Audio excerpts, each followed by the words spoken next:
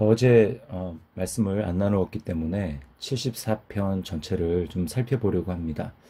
특별히 오늘 본문인 12절부터 23절 말씀에 초점을 맞추어서 손 놓고 계시는 듯한 하나님이라는 제목을 가지고 우리가 말씀을 묵상하며 하나님의 마음을 알고자 합니다. 1절부터 먼저 11절까지가 배경이 되는데 이 시편이 어떤 배경인가?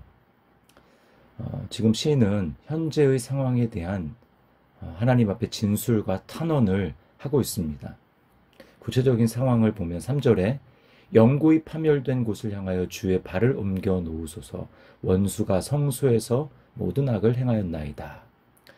성소를, 그러니까 하나님의 성전을 파괴한, 즉 바벨론이 이스라엘을 침공해서 성전을 파괴한 그러한 상황을 지금 그려보고 있습니다. 4절에서 8절은 그러한 상황을 아주 자세히 묘사하고 있습니다. 특별히 6절에 보면 도끼와 철퇴로 성소의 모든 조각품을 쳐서 부수었다라고 이야기하고, 또 이어지는 7절에는 주의 성소를 불사르며 주의 이름이 계신 곳을 더럽혀 땅에 엎었나이다 라고 말씀하고 있습니다. 자, 이런 상황에서 정말 힘들고 어려운 것은 무엇이냐면 힘든 상황 가운데 하나님이 말씀하시지 않는다라는 것입니다. 9절에 보면 우리의 표적은 보이지 아니하며 선지자도 더 이상 없으며, 하나님이 선지자를 통해서도 또 표적을 통해서도 말씀하지 않으니까 너무나 답답한 것입니다. 이것이 얼마나 오래될 것인지, 앞으로 어떻게 될 것인지 하나님의 손길이 전혀 보이지 않으니까 힘드는 것입니다. 이것은 하나님의 징계죠. 계속해서 선지자를 보내서 하나님이 말씀을 하셨지만 이스라엘이 듣기를 거부했기 때문에 하나님이 지금은 말씀하시는 때가 아니라 지금은 징계하시는 때입니다.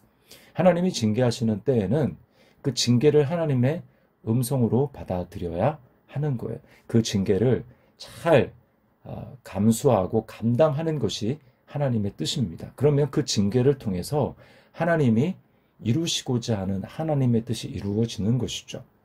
그러나 답답한 것입니다. 지금 하나님이 더 이상 말씀하시지 않는 것 같아 너무나 답답한 것이죠. 11절에 보면 이러한 마음이 잘 나타나 있습니다. 주께서 어찌하여 주의 손 곧 주의 오른손을 거두시나이까. 주의 품에서 손을 빼내시어 그들을 멸하소서. 마치 하나님이 손을 품에 넣으시고 팔짱을 켜고 지켜보시는 듯한, 하나님이 아무것도 하시지 않고 손을 놓고 계시는 듯한 그러한 모습이 느껴지는 것입니다. 여러분, 이런 마음이 들 때 얼마나 힘들겠습니까?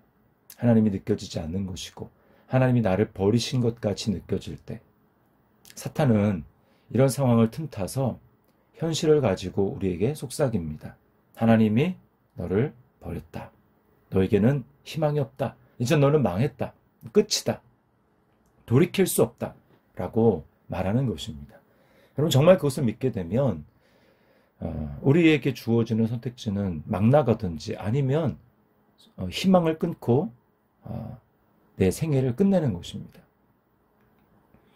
그것은 바로 마귀의 작전에 넘어가는 것이죠. 마귀는 그렇게 우리를 막다른 골목으로 몰아붙여서 나에게 선택지가 전혀 남아있지 않은 것처럼 느껴서 결국은 예수님 말씀처럼 죽이고 멸망시키는 것, 그것이 마귀의 작전입니다.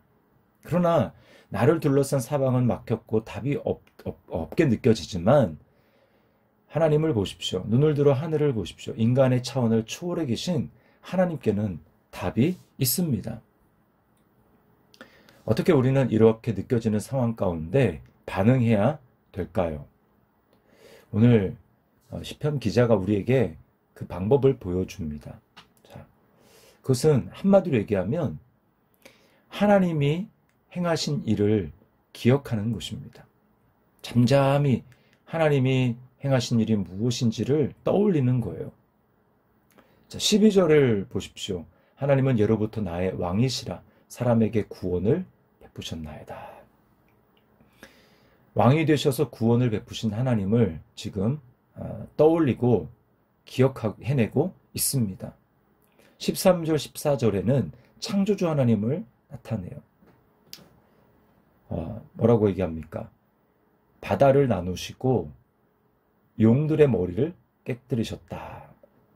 또 14절에는 리워야단의 머리를 부수시고 그것을 사막에 사는 자에게 음식물로 주셨다. 창조, 주변 나라에 있었던 이방 나라의 창조 신화, 고대 근동에는 바다는 혼돈의 상징이었는데 그 바다 가운데 이 용 또는 리워야단이라고 하는 괴물이, 혼돈의 괴물이 있었다고 그렇게 믿었습니다. 그런데 하나님께서는 능력으로 그 혼돈의 바다 가운데 사는 괴물을 하나님이 물리치시고 혼돈에서 질서를 창조해내신, 어두움 가운데서 빛을 창조해내신 창조주 하나님이라는 것을 지금 시인은 기억하고 있습니다. 뿐만 아니죠. 15절에 보면 주께서 바위를 쪼개어 큰 물을 내시며 주께서 늘 흐르는 강들을 마르게 하셨나이다. 광야 생활을 하는 이스라엘 백성들 바위에서 물을 내게 하셔서 마시게 하시고, 또 가나안 땅을 들어갈 때 그 앞에 창일하게 흐르는 요단강을 마른 땅같이 건너게 하신, 그들에게 놀라운 구원을 베풀어 주신 것이 바로 하나님이십니다. 또 16절, 17절에는 다시금 창조의 하나님을 말씀하죠. 16절에 낮도 주의 것이요 밤도 주의 것이라 주께서 빛과 해를 마련하셨으며, 17절 주께서 땅의 경계를 정하시며 여름과 겨울을 만드셨다. 이렇게 말씀을 합니다.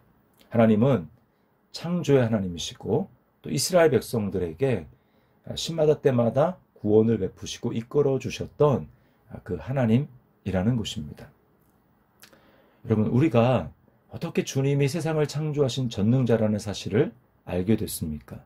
이스라엘인 것을 어떻게 알게 됐을까요? 어둠 가운데 있는 내 영혼을 향해서 주님이 빛이 있으라 라고 하신 주님의 말씀으로 나의 영혼이 거듭났기 때문에, 나를 거듭나게 하신 그 주님, 그 말씀의 눈으로 하나님을 바라보니 그 생명의 빛 아래서 하나님을 창조주 하나님으로 바라보게 되고 믿게 되는 것이죠. 그 능력을 의지할 수 있게 된 것입니다. 여러분, 이렇게 하나님의 백성으로 거듭난 그런 사람들에게 특별히 그들이 의지할 수 있는 것이 있는데, 그게 바로 언약이라는 거예요. 언약. 하나님이 행하신 일을 기억하되 그 언약 가운데 행하신 하나님을 기억하는 것입니다. 20절에 보면 그 언약을 눈여겨보소서, 모로 땅의 어두운 곳에 포악한 자의 처소가 가득하나이다. 언약을 눈여겨보아달라고 그렇게 기도합니다. 그럼 그 언약은 무엇입니까? 하나님이 열방 가운데 딱 한 사람인 아브라함을 선택하시고 아브라함에게 하나님이 은혜를 베푸시죠. 너로 말미암아 천하 만민이 복을 받을 것이다. 그 말은 아브라함에게도 복을 주시고 그 복이 흘러서 모든 열방 가운데 간다라는 것입니다. 그 언약을 이삭에게도 야곱에게도 주셨고, 이제는 조금만 그 가족이 아니라, 족속이 아니라 이제는 출애굽기에 가서 이스라엘 전체에게 하나님은 그 언약을 주셨어요. 제사장 나라로서의 언약을 주셨습니다. 그리고 그것은 점점 확대되어서 예레미야 선지자 그리고 에스겔 선지자에 와서는 하나님은 이제 새 언약에 대해서 말씀을 하세요. 그 새 언약이 누구를 통해서 이루어집니까? 바로 우리에게 주신 구원자 예수 그리스도 안에서 열방을 향한 하나님의 복주심, 축복하심으로 나아가게 되는 것입니다. 로마서 3장 22절에 곧 예수 그리스도를 믿음으로 말미암아 모든 믿는 자에게 미치는 하나님의 의인이 차별이 없느니라. 아멘. 여러분, 우리가 예수 그리스도를 믿음으로 말미암아 그 언약 안에 들어왔습니다. 언약의 백성이 되었습니다. 언약의 백성이 되어서 이제는 더 이상 옛 질서 속에 속한 자가 아니라 새로운 질서, 새로운 피조물, 새 것이 된 우리가, 여러분, 이제 눈이 열려서 보니까 하나님이 나의 구원자가 되실 뿐만 아니라 하나님이 세상을 창조하신 창조자라는 것을 우리가 알게 되는 것이죠. 그 하나님이 내 영혼을 죄와 사망에서 건지시기 위해서 삼위 하나님으로 창세전부터 만세전부터 구원하기 위한 이 구원의 역사를 운행해 오셨는데, 여러분, 우리가 이 세상에서 살아가면서 필요한 것을 공급하시지 않겠습니까? 그래서 로마서 8장 32절에는 이렇게 말씀합니다. 자기 아들을, 예수 그리스도죠, 아끼지 아니하시고 우리 모든 사람을 위하여 내주신 이가 어찌 그 아들과 함께 모든 것을 주시지 아니하겠느냐. 의심하지 말라는 것입니다. 너를 구원하기 위해서, 나를 구원하기 위해서 아들을 내어주신 하나님께서 무엇을 아끼시겠냐는 것이죠. 우리는 이 하나님의 사랑 안에서 우리에게 약속하신 그 하나님을 신뢰해야 합니다. 또 예수님은 친히 뭐라고 말씀합니까? 마태복음 6장 31절 32절에 그러므로 염려하여 이르기를 무엇을 먹을까, 무엇을 마실까, 무엇을 입을까 하지 말라. 이는 다 이방인들이 구하는 것이라. 너희 하늘 아버지께서는 이 모든 것이 너에게 있어야 할 줄을 아시느니라. 하나님을 우리는 아버지로 섬기고 모시고 있습니다.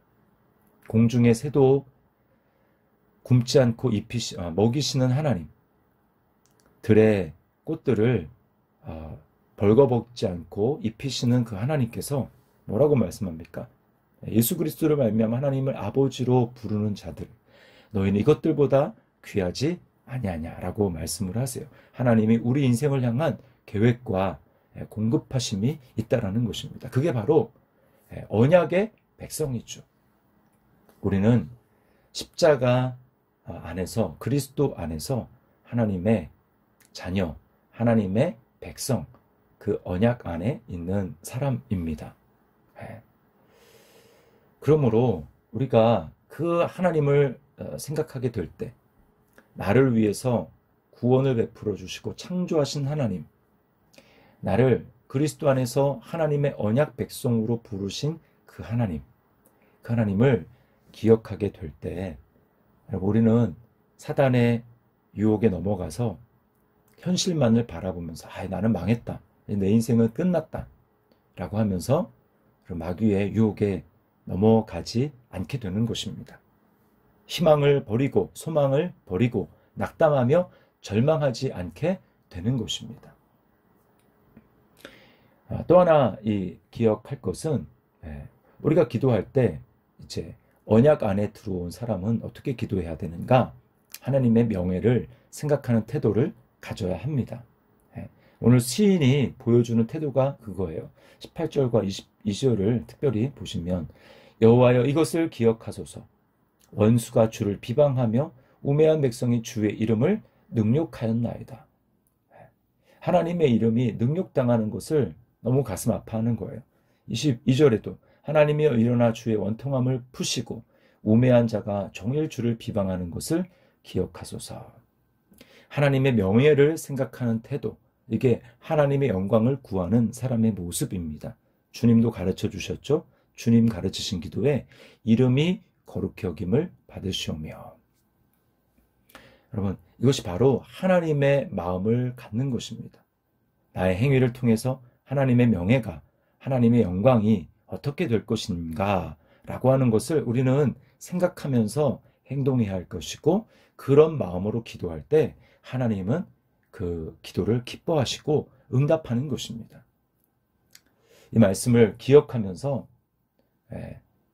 현재 상황 가운데 힘들고 하나님이 느껴지지 않고 손을 놓고 계신 듯한 상황에서 우리가 잠잠히 주께서 행하실 일들을 기억하며 나를 위해서 구원을 베풀어 주신 하나님, 나를 하나님의 언약 안에, 그리스도 안에서 자녀로, 성도로, 백성으로 삼아주신 그 하나님을 생각하게 될 때 하나님이 내 인생 가운데 행하신 일들이 하나하나 생각나게 될 것이고, 우리는 하나님이 안 계셔, 하나님 보이지 않아 라고 말하는 것이 아니라 그 상황에서도 여전히 믿음을 고백하며 그 믿음으로 하나님을 기쁘시게 하는 삶을 살아가게 될 줄 믿습니다. 이런 은혜가 오늘 하루 우리에게 충만할 수 있기를 주님의 이름으로 축복합니다.